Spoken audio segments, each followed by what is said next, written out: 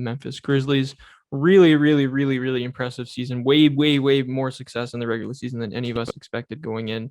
Walking up that 2 seed, Ja Morant taking a borderline MVP leap. What changes, if any, do you think need to be made to this team in the So they have offseason? two very important free agents, and that's Tyus Jones and Kyle Anderson.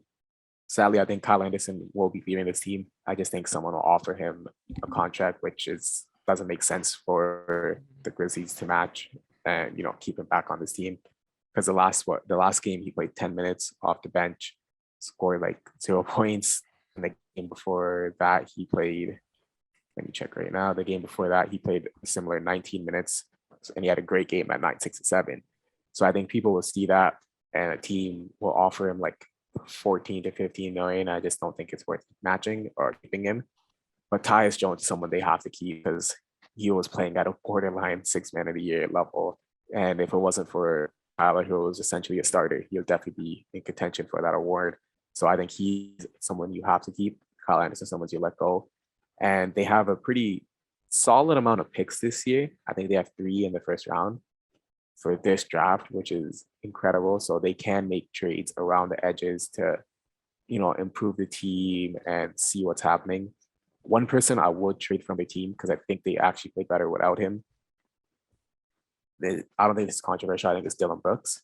I know they like him. I know their locker room loves him. Everyone likes him and everything like that. But I really do think they play better without him. So Dillon Brooks, and you package, they have their first round pick for 2022. They have Utah's first round pick for 2022. And then they have a 2022 first round pick via the Lakers. So I think they package all those and get a trade happening and really do something. That was going to be my next question. Yeah. So you got Ja Morant, you got Desmond Bane, who awesome year from him, right? You got Jaren Jackson Jr. That's your core.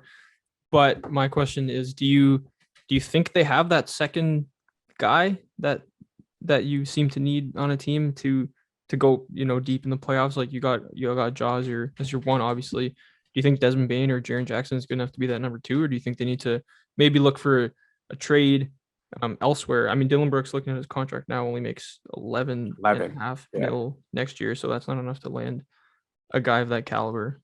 But what do you think?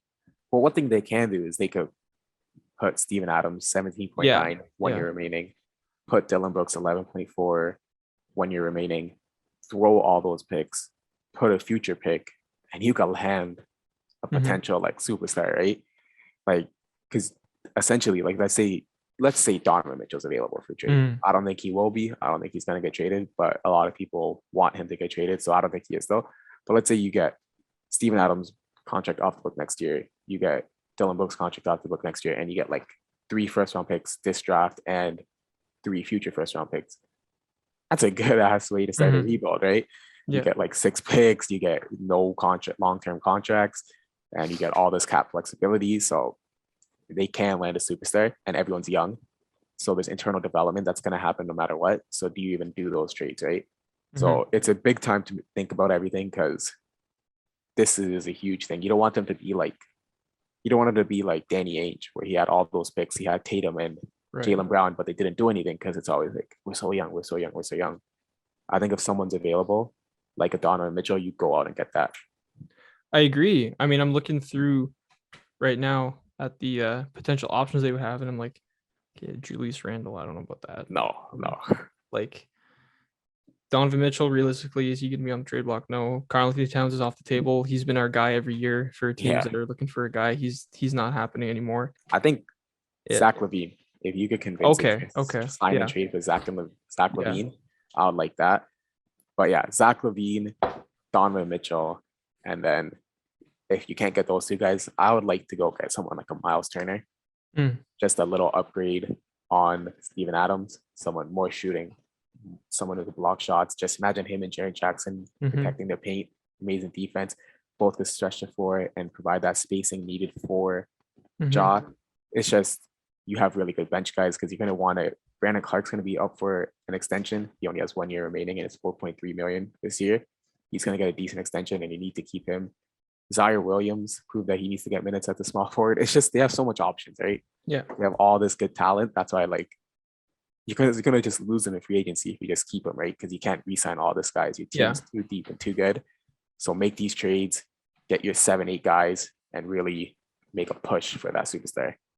Yeah, this is from a Memphis fan perspective. If I were the Memphis front office, I'd be going after Pascal Siakam. I would call up Masai and be like, "What? I'll give you Dylan Brooks. I'll give you Steven Adams, a and bunch of picks. You take whatever you want, whatever picks you want, and give me Pascal Siakam." How do you feel about that? I think that would be pretty amazing, honestly. Yeah.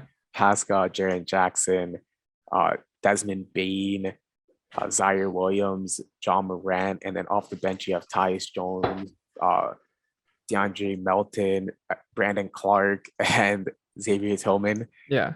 And you don't lose that much. You don't need that much picks to get Pascal Siakam, right? Mm-hmm. I think that would be amazing. And from the Raptors' point of view, you already have a power forward in Scotty Barnes, and you really need some center. And maybe they did say it was a rebuilding year, so picks still work. But I'd like that better than Rudy Gobert as a Raptors fan, I think, for sure. It would be amazing, but I would be shocked if Pascal Siakam gets traded after. No, I don't think it's happening. But that's out of all those options. I mean, Donovan Mitchell would probably be ideal, but I don't know. Pascal Siakam would be a pretty good fit on that team too. Yeah. Yeah, and Pascal's won a championship as a second scoring option, so we know he could do it. Exactly. Thanks for watching. Subscribe here so you never miss the best clips from Stretch the Floor. Hit the links in the description below to find us on all podcast platforms, and follow us on Instagram.